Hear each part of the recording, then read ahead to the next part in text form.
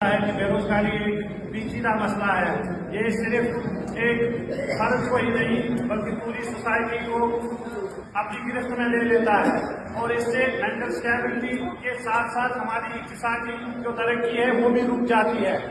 لیکن جب ہم دیکھتے ہیں پچھلے 10 سالوں سے جب مودی سرکار 2014 میں دلی میں قائم ہوئی، تب وہ اس پرومس میں، اس وعدے میں قائم ہوئی تھی کہ جو بے روزگاری بڑھ رہی ہے، جو یہ مہنگائی بڑھ رہی ہے، جو یہ ترقی کا جو سلسلہ ہے تھوڑا کم ہوا ہے، اس کو ہم تیز کریں گے. اور وعدہ کیا گیا تھا نوجوانوں کے ساتھ کہ 2 کروڑ نوکریاں ہر سال دی جائے گی.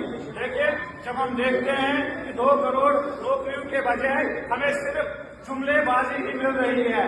جہاں تک ہمیں جموں و کشمیر کا سوال ہے، یہاں پر جب ہم دیکھتے ہیں کہ روزگار تو دور کی بات، بلکہ جو ہمارے سرکاری اداروں میں کام کرنے والے نوجوان امپلائز ہیں، ان کو بنا کسی جانچ پڑتال کے وہاں سے نکالا جا رہا ہے. یہ سرکار روزگار تو دیتی نہیں ہے، بلکہ جو لوگ روزگار میں پہلے سے ہی ہیں ان کو ہی نکال دیتی ہے. اس سرکار کے ہمارا جو آرٹیکل 370 اور 35 کے جو ایک اسپیشل اسٹیٹس تھا، اس اسپیشل اسٹیٹس کو ختم کرنے کے بعد ہمیں اور اسپیشل کر دیا، اور وہ ہمیں اسپیشل اس بارے میں کر دیا کہ ہم اس وقت پورے ملک میں سب سے زیادہ اگر بے روزگاری ہے تو وہ جموں کشمیر میں ہے. اگر ہم دیکھیں گے کہ اس وقت 32.6 15 سے 29 جو ہمارے تعلیم یافتہ نوجوان ہیں ان کی بے روزگاری ہے، جو ملک سے دگنا ہے. اس کے ساتھ ساتھ اگر ہم دیکھیں گے کہ عورتوں کی بات، جہاں پر یہ بات بہت ضروری کرنی ہے، کیونکہ ہاف آف دا پاپولیشن ہماری جو عورتیں ہیں ان کے روزگار کے بارے میں بہت ہی کم بولا جا رہا ہے. لیکن اس وقت جب ہم دیکھتے ہیں جموں کشمیر میں اس کی بھی تعداد 52.3 ہے. ایسا ہی کچھ جو ریزولوشن میں آپ کو بھی ملے گا اس میں ہے. تو کہنے کا مطلب یہ ہے یہ سرکار ہمیں زیادہ ہی اسپیشل کر رہی ہے. اسپیشل اس لحاظ سے کر رہی ہے کہ ہمارے پاس جو بھی بچے کے حقوق تھے ان کو ختم کیا جائے، اور جو روزگار تھا اس روزگار کو بھی ختم کیا جائے، اور اس کو بے روزگاری کی لسٹ میں سب سے اول پہ لایا جائے تاکہ یہ اسپیشل بن جائے.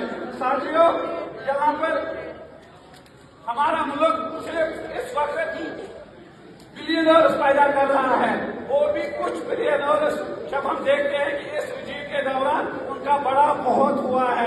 لیکن ساتھ ساتھ میں یہ بھی ہے کہ 80,000 کروڑ لوگوں کو فری راشن بھی دیا جا رہا ہے. ہمیں سمجھنا چاہیے کہ ایک طرف مٹھی بھر کے لوگ جو بلینئر بن رہے ہیں، اور دوسری طرف جو ہماری آبادی کا 99% ہے وہ فری راشن پہ چل رہی ہے. کیا ہمیں بھکاری ہی بننا ہے؟ کیا ہمیں بھیک پہ ہی رہنا ہے؟ یہ ہم سب کو اس پر بات ہونی چاہیے اور سوچ وچار بھی ہونا چاہیے. اسی کے ساتھ ساتھ یہ بھی کہا جاتا ہے کہ پاپولیشن زیادہ ہے، اور اس پاپولیشن زیادہ ہونے کی وجہ سے بہت ساری پریشانیاں ہو رہی ہیں. لیکن جب ہم دیکھتے ہیں ہمارا پڑوسی ملک چائنا جو 1949 میں آزاد ہوا، اس سے پہلے، اس سے 2 سال پہلے ہمارا ملک آزاد ہوا، وہ 1947 میں. لیکن جب ہم ترقی اور روزگار کی بات کرتے ہیں اور ان کا کمپیرزن کرتے ہیں تو ہم یہ دیکھتے ہیں کہ چائنا ہم سے بہت ہی آگے ہے.